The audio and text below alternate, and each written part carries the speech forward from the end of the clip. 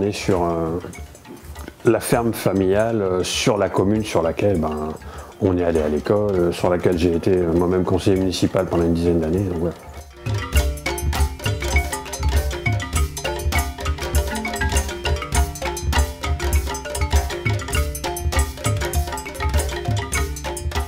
Ça sert à gérer le développement agricole. Ça, c'est le principe de la chambre.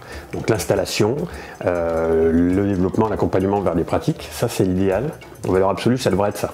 Aujourd'hui, une chambre, elle sert à quoi? Elle sert à accompagner les gens dans le modèle agricole dominant. Donc du coup, voilà, il va falloir quand même... Nous, on estime que les chambres, elles ne remplissent pas aujourd'hui complètement la fonction qui est la leur, d'accompagner les paysans vers des systèmes qui leur permettent d'avoir du revenu et d'avoir du temps libre. Défendre les paysans en termes de droits sociaux, en termes de revenus, en termes de... Voilà, la défense des paysans au quotidien.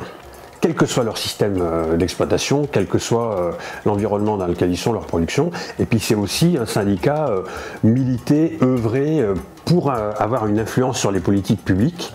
Par exemple, rencontrer le ministre, créer du rapport de force, pour que les politiques publiques, elles aillent dans le sens d'un projet, nous qu'on appelle l'agriculture paysanne, c'est-à-dire un projet où l'autonomie des paysans, le revenu des paysans est au cœur.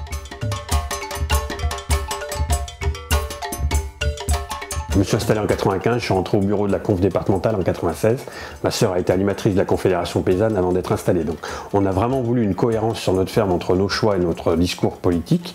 Récemment, par exemple, nous on est sur un partage du temps de travail, avoir plus de temps pour nous et embaucher des gens pour avoir du temps libre pour nous, quoi. L'agribashing, on l'arrêtera quand on aura réussi à éliminer tous ceux qui font du mal à l'agriculture. Et ceux qui font du mal à l'agriculture aujourd'hui, c'est ceux qui ont des pratiques qui ne sont pas respectables.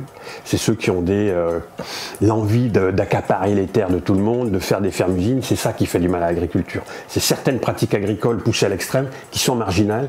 Si on avait la possibilité que tous les syndicats se réunissent pour dire allez hop, les fermes-usines on les dégage et qu'on se retrouve tous à manifester ensemble devant ces fermes qui prêtent le flanc à la critique de l'agriculture, là, on arrêterait l'agribashing.